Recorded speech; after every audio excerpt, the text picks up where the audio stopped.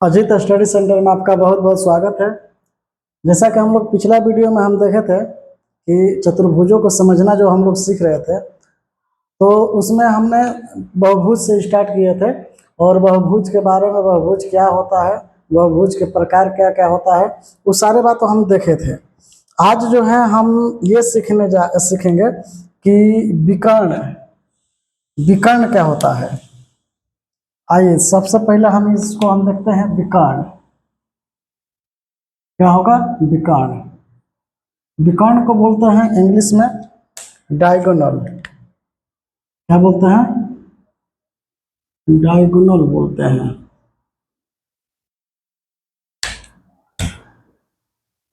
देखिए सबसे पहले आप एक बात समझिए कि अगर हम कोई एक फिगर ले लेते हैं, अगर मान लिया जाए कि अगर ये फिगर हम ले लेते हैं, क्या चीज, पंचभुज का एक फिगर लेते हैं।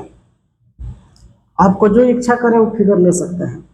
अगर नाम इसका दें, अगर हम नाम देते हैं क्या चीज, ए बी सी डी और बस।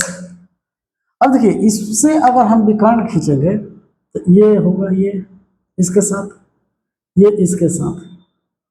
बी से अब कोई बिंदु, अब बी से किसी अब शीर्ष पर हम विकर्ण नहीं खींच सकते हैं। किसके? ई और डी के अलावे। अगर आप सोच रहे हैं कि अगर बी से हम ए को मिला दें तो देखिए ये विकर्ण नहीं होगा, क्या होगा, रेखा हो जाएगा। अब ये भी सोच रहे हैं कि बी से हम सी को मिला दें तो ये विकर्ण नहीं होगा, रेखा होगा। हमको भुजा नहीं निकालना है, हमको निकालना है क्या चीज, विकर्ण निकालना है। तो इसका मतलब कि इन दोनों शीर्षों से नहीं मिला सकते हैं। अब समझिए कि ये शीर्ष आखिर क्यों नहीं मिला सकते हैं। तो देखिए ये बी का संलग्न शीर्ष क्या है, ए, और बी का संलग्न शीर्ष क्या है, सी। संलग्न संलग्न संलग्न का मतलब होता है कि इससे जो सटा हुआ है वो संलग्न होगा और इसका जो सामने होगा वो सम्मुख होगा। सम्मुख, एक सम्मुख खास शब्द आता है। तो जिसका मुंह जो होगा आमने सामने होगा उसको सम्मुख कहते हैं, और जो सटा होता है उसे हम क्या कहते हैं, संलग्न कहते हैं। मतलब कि संलग्न का मतलब होता है पड़ोसी। जो आपका पड़ोसी है वो आपका क्या होगा, संलग्न होगा। जैसे कि आपका घर है, घर के इस साइड वाला संलग्न है, घर के इस साइड वाला संलग्न है, और घर के जो सामने वाला जो होगा वो क्या होगा, सम्मुख होगा। तो हम संलग्न और सम्मुख के बारे में समझ गए। तो देखिए यहाँ पर हम देख रहे हैं कि बी के संलग्न क्या है, ए है, और बी के संलग्न क्या है, सी है। अब इन दोनों रेखाओं को हम क्या करेंगे, इन दोनों शीर्षों से बी को हम दोनों शीर्षों से मिलाएंगे नहीं। बी को जो बचेगा, इन दोनों शीर्षों के अलावा जितना भी आप शीर्ष बचेगा उन सभी शीर्षों को मिला देंगे, वहीं आपका क्या होगा, विकर्ण होगा। तो जैसे कि अगर मान लिया जाए कि यहाँ से अगर सी से खींचना होगा तो सी से देखिए सी का संलग्न क्या होगा, पड़ोसी क्या है, बी है और डी है। तो आप इन दोनों से नहीं मिला सकते हैं, सी को मिलाना है तो आप इससे मिलाइए, एक यहाँ भी आप मिलाइए, हो गया। ये आपका क्या हो गया, विकर्ण हो गया। अगर इससे देख रहे हैं तो देखिए एक बार इससे मिला हुआ है, पहले से बी से हम डी को मिलाए हैं, फिर डी से बी को मिलाना पड़ेगा। तो खैर अब इससे अब क्या होगा, पहले से मिला हुआ है और इसको अब इससे मिला देंगे।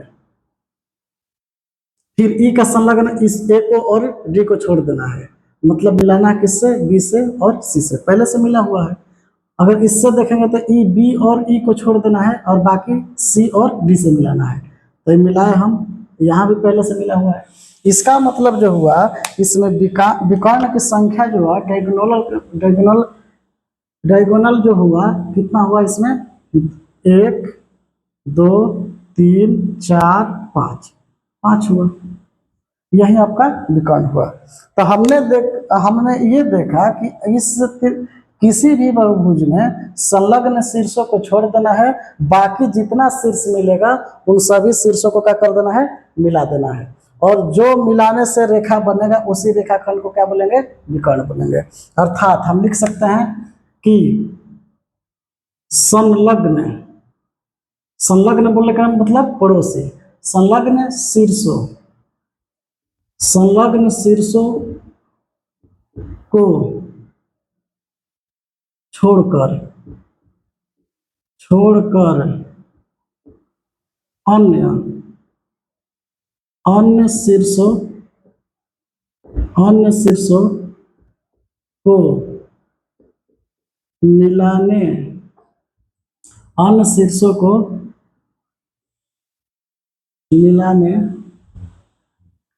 मिलाने वाली रेखाखंड को विकर्ण कहते हैं। विकर्ण कहते हैं। क्लियर?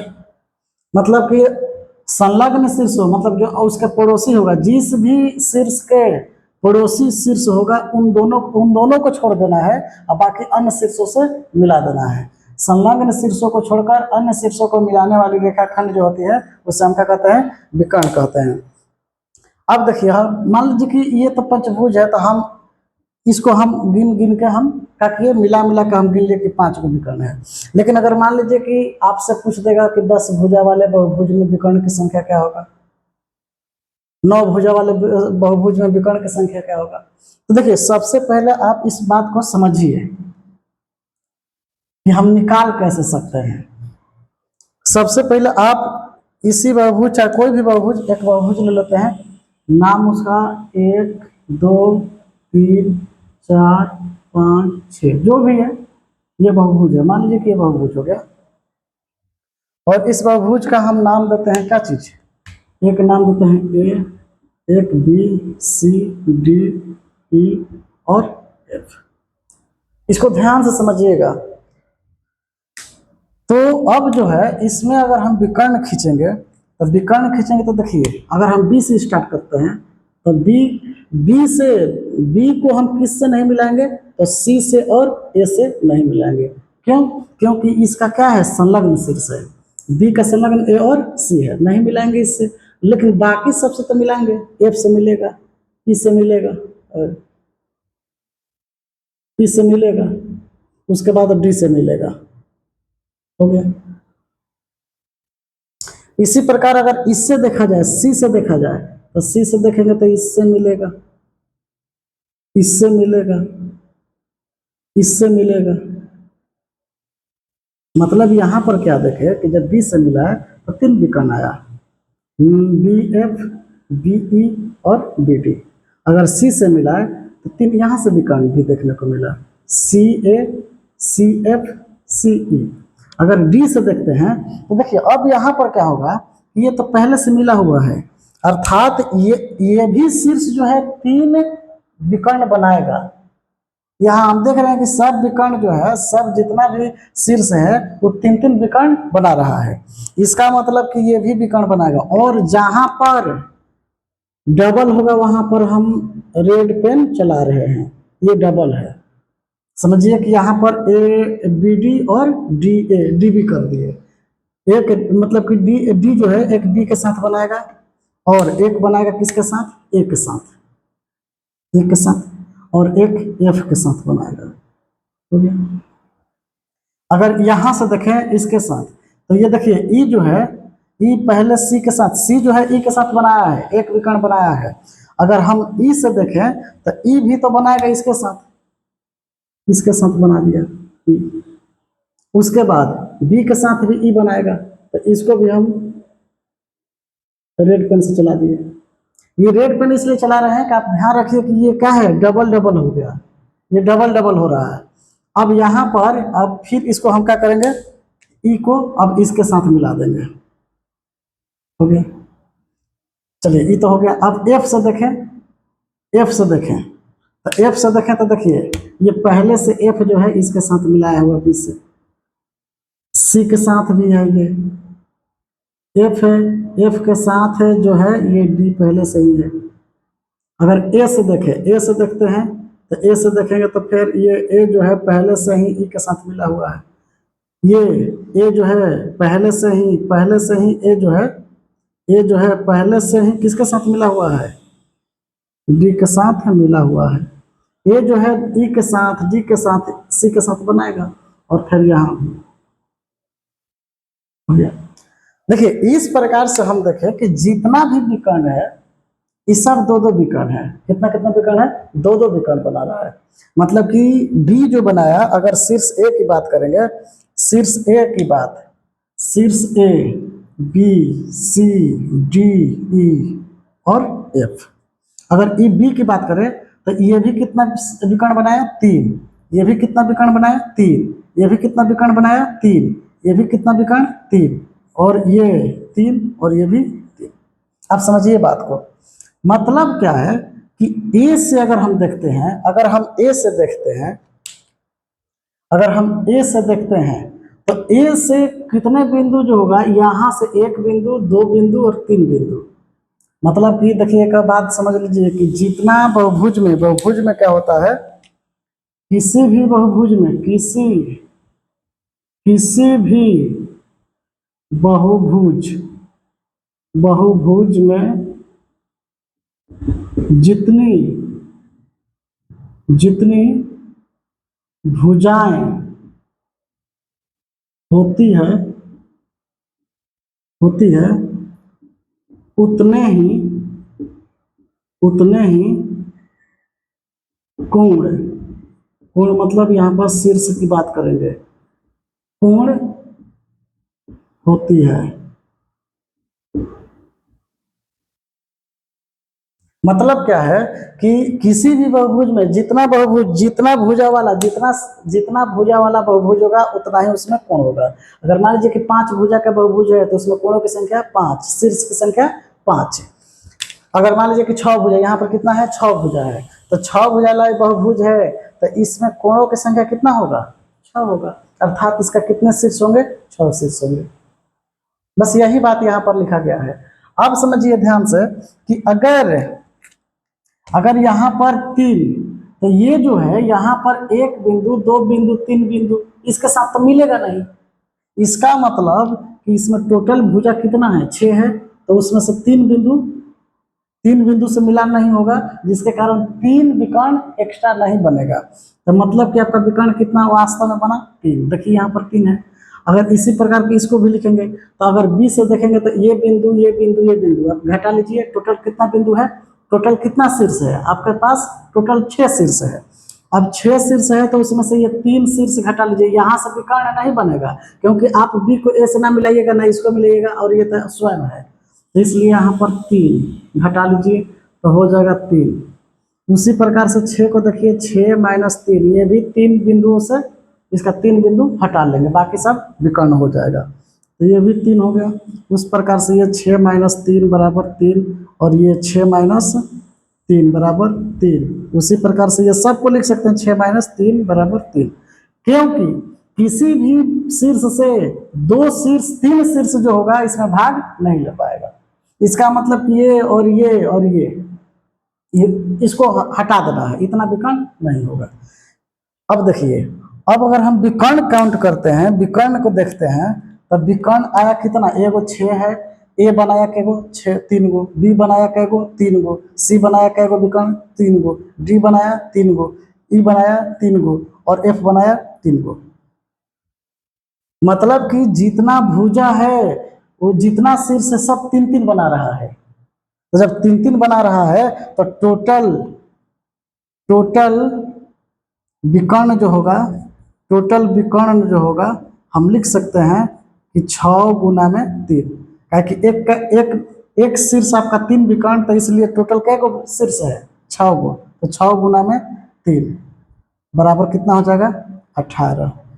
ये आपका 18 विकर्ण आ रहा है। अब समझिए कि वास्तव में क्या 6 भुजा वाले बहुभुज में 18 विकर्ण होता है? तो नहीं। लेकिन फिर हमारा 18 आया कैसे? तो अब ये समझिए, देखिए ये जो है यहाँ पर दो विकर्ण है, यहाँ पर कितना विकर्ण है? दो विकर्ण है। इसको हम देखिए कलम से अति कर देते हैं। ये जो है ये दो विकर्ण है, दो, ये दो विकर्ण है। दो दो चार, देखिए दो दो चार, दो छः, दो आठ, दो 10, दो 12, दो 14, दो 16 और दो 18। एक कहाँ है? 18 हो गया। एक यहाँ पर हो गया 2 2 4 2 6 8 10 12 12 हो गया। 12 उसके बाद हो जाएगा 14 14 16 और दो छूट रहा है, कहाँ पर है? 2 2 4 2 6 6 2 8 8 2 10 10 2 12 12 2 14 14 2 16 16 16 इसमें बनना चाहिए 16। एक जो है तो इसमें देखिए कि ये जो है आपका, ये जो है 2 + 2 + 2 6 हो गया। अब बी के साथ सी के साथ देखिए, 6 2 8 8 2 10 10 2 12 हो गया। अब इसके साथ देखें तो पहले काउंट हो गया है, तो 12 12 2 12 2 14 14 2 16 14 2 16 हो गया। ये काउंट हो गया है, ये भी काउंट हो गया, लेकिन ये काउंट नहीं हुआ, तो 16 2 18। मतलब 18 तो आ रहा है, लेकिन क्या वास्तव में 18 है? नहीं, क्योंकि हम एक ही विकर्ण को 2 बार गिन रहे हैं। आइए, एक विकर्ण 2 बार नहीं गिना गया है, सारे के सारे विकर्ण 2 2 बार गिना गया है। इसका मतलब इसका वास्तविक जो संख्या होगा, अगर हम 2 से भाग देते हैं तो कितना हो जाएगा? 9। 9 विकर्ण होगा, इतना होगा। मतलब कि 6 भुजा वाला में कितना विकर्ण होगा? 9 विकर्ण होगा। अब देखिए, इस चीज को हम ये समझे, इसमें तो मान लीजिए कि 6 भुजा था, इसमें आपका n की वैल्यू दे दिया था कितना, इसमें तो पता चल रहा है कि इसमें n की वैल्यू कितना है भाई? n बराबर 6 है।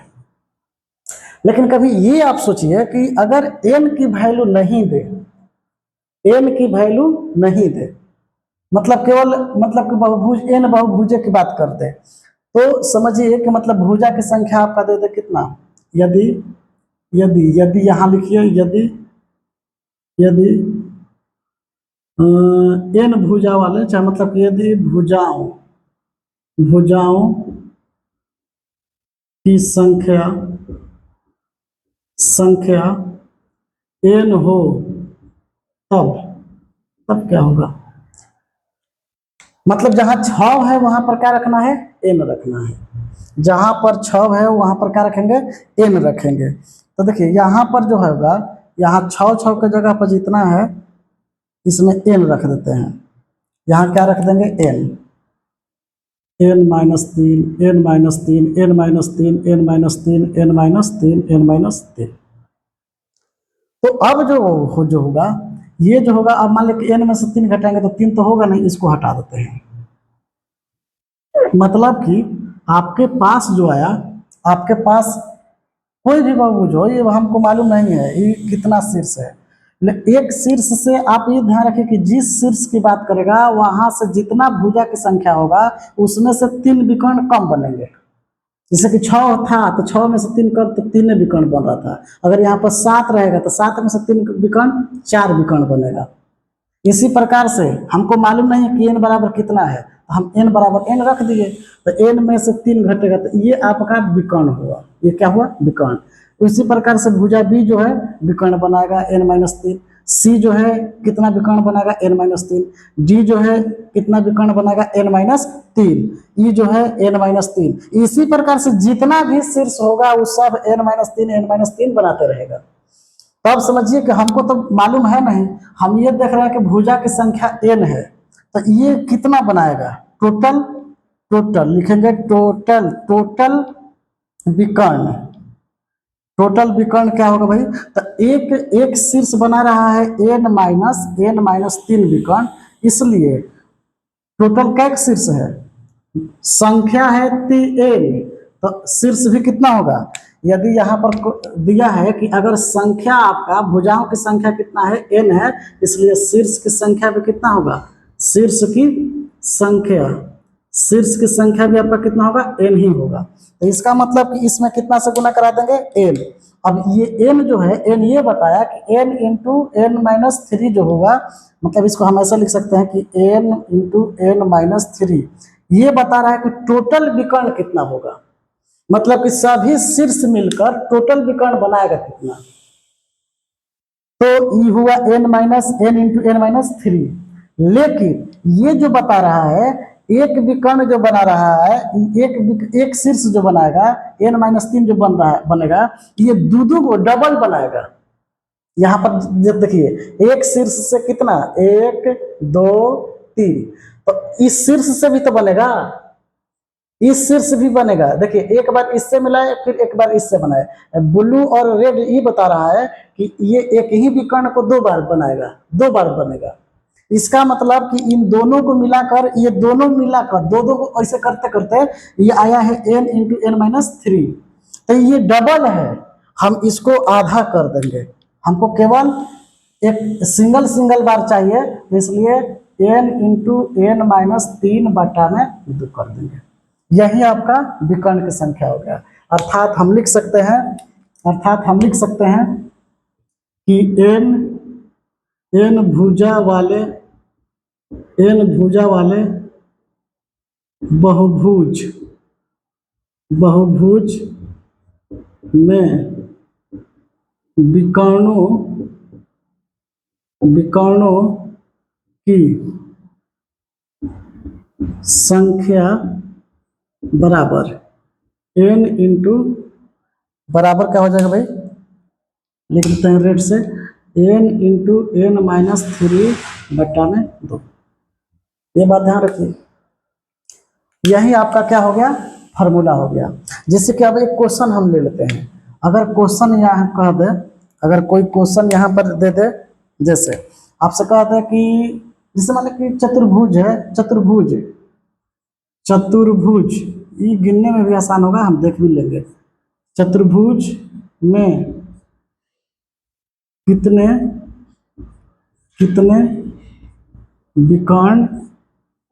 विकर्ण होते हैं। एक और बात ध्यान रखिए कि जहां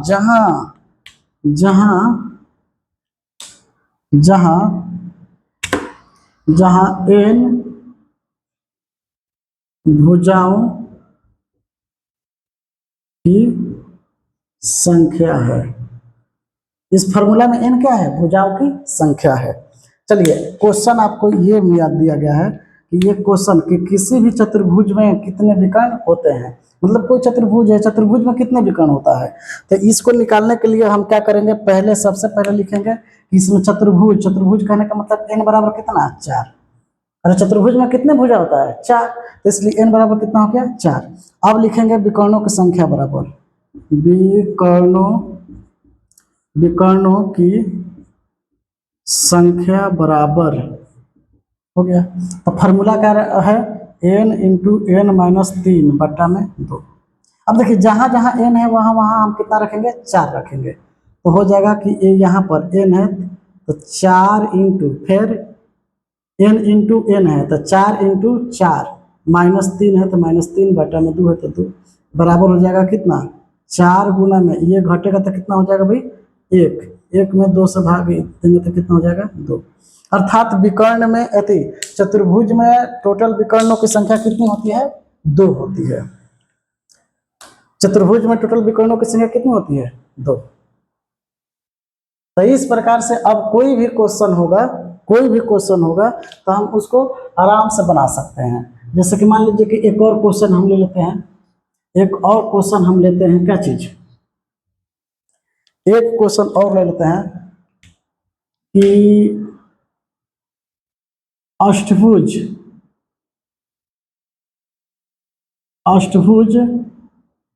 में कुल कितने विकर्ण होते हैं। अब इसको बनाना है, तो देखिए बनाने के लिए सबसे आसान तरीका क्या है, हमने कहा कि पहले अष्टभुज, तो अष्टभुज मतलब कि भुजाओं की संख्या कितना, अष्टभुज मतलब भुजाओं की संख्या कितना होगा, 8। तो लिख देंगे, पहले लिखेंगे n बराबर कितना है भाई, 8 है। अब निकालेंगे क्या, विकर्णों की संख्या, तो विकर्णों की संख्या बराबर फार्मूला क्या होता है, एन इंटू एन माइनस 3/2। तब यहाँ पर एन बराबर आप कितना रखेंगे, 8। एन की जगह पर क्या रखेंगे, 8। 8 इंटू 8 माइनस 3/2। अब बराबर हो जाएगा 8 गुना में ये घटेगा तो 5 हो जाएगा, बटा में 2। ये कटेगा तो कितना हो जाएगा, 4। 4 पचे 20। 4 पचे कितना हो जाएगा, 20। इसमें कितना विकर्ण बनेगा, 20। देखिए अगर आपको फार्मूला नहीं भी याद है तो आप ये सोचिए ना कि एक शीर्ष से आगे, इसको बिना फार्मूला के समझते हैं कि एक शीर्ष से कितना बनेगा भाई, एक शीर्ष से, अगर एक शीर्ष की बात करते हैं, मान लीजिए कि ए शीर्ष है तो ए शीर्ष से कितना बनेगा, 8 माइनस 3। क्या कि 3 को शीर्ष जो होगा वो विकर्ण नहीं बनाएगा, तो ये जो होगा प्रत्येक शीर्ष में से होगा, तो इसलिए ये जो होगा कितना हुआ, 5। अब टोटल जो है इसमें टोटल शीर्ष की संख्या कितना है, 8। तो इसमें भी ये 8 गुना है, मतलब 8 है तो इसमें कितना से गुना करेंगे, 8 से गुना कर देंगे। तो ये 8 से गुना करेंगे तो हो जाएगा 5 गुना में 8 बराबर 40। अब ये जो 40 आया आपका, ये क्या हुआ, डबल कर करके आया है, तो हम इसको क्या करेंगे, विकर्ण निकालना है केवल, तो इसमें 2 से भाग दे देंगे तो कितना हो जाएगा, 20। अर्थात हम ये कर सकते हैं कि सबसे पहले क्या कीजिए, सबसे पहले आप करना क्या है, और जितना टोटल भुजा देख लेते हैं, तो इसमें भुजा की संख्या कितना है, 8 है। 8 में से आप क्या कर दीजिए, 3 घटा दीजिए, कितना हो जाएगा, 5। तो 5 गुना में 8 40। 5 गुना में टोटल भुजा कितना है, 8, तो 8 से गुना करेंगे, इसका मतलब 40 विकर्ण बना, और 40 विकर्ण जो बना ये क्या बना, डबल डबल बना, तो इसलिए 2 से भाग दे देंगे तो कितना हो जाएगा, 20। यही आपका आंसर हो जाएगा। क्या कोई ऐसा भी विकर्ण है जिसमें, क्या कोई ऐसा भी बहुभुज है जिसमें विकर्ण की संख्या शून्य होती है, विकर्ण बनती ही नहीं है? तो अगर मान लीजिए कि इस प्रकार का क्वेश्चन है तो आप एकदम डायरेक्ट ऐसे कर सकते हैं कि विकर्ण की संख्या 0 दे दिया, तो बताइए कि उसमें कितने भुजा होगी, मतलब कितने भुजा वाले बहुभुज का विकर्ण जो होता है शून्य होता है। तो मतलब यहाँ पर विकर्ण जो दे दिया, विकर्ण आपका कितना दे दिया, 0। अब बताइए कि विकर्ण का फॉर्मूला क्या होता है भाई, विकर्ण का फॉर्मूला होता है n इंटू एन माइनस 3/2 बराबर 0। इतना हो जाएगा। अब हम कर क्या सकते हैं कि n बटा गुना करा देंगे, तो n इंटू एन माइनस 3 बराबर 2 गुना 0 बराबर क्या हो जाएगा, 0। अब ये n गुना में उसको भी बराबर को उधर लेकर जाएंगे तो क्या हो जाएगा, n माइनस 3 बराबर 0/n। तो n माइनस 3 बराबर हो जाएगा 0, इसलिए n बराबर क्या हो जाएगा, 3। अर्थात हम कह सकते हैं कि त्रिभुज 3 भुजा वाले बहुभुज में, तो 3 भुजा वाले बहुभुज को क्या बोलेंगे, त्रिभुज। तो त्रिभुज में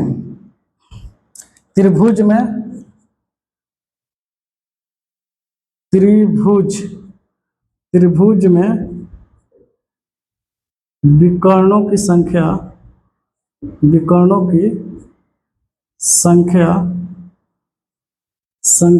क्या होती है भाई, 0 होती है।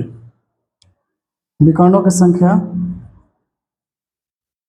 0 होती है। चलिए अब इस प्रकार के क्वेश्चन को हम इसी प्रकार से क्या करके बना सकते हैं, आप इस प्रकार से भी बना सकते हैं। अगर फार्मूला नहीं याद रहा तो आप इस तरीके से बना सकते हैं। अगर ये बात को समझ गए फार्मूला कैसे आया तो इस तरह से आराम से बना सकते हैं। तो चलिए आज की वीडियो जो है यहीं पर हम रोकते हैं। अगला क्लास में जब हम मिलेंगे तो आपको जो ये बात बताएगा, इसके बाद जो होगा किसी भी बहुभुज के अंतःकोणों का योग कैसे निकालते हैं, और किसी भी बहुभुज का प्रत्येक बहिष्कोण का जो कितना होता है, इन सारी बातों को हम लोग देखते चलेंगे। चलिए अगर वीडियो आपको अच्छा लगा तो लाइक कीजिए, शेयर कीजिए और सब्सक्राइब कीजिए। यस।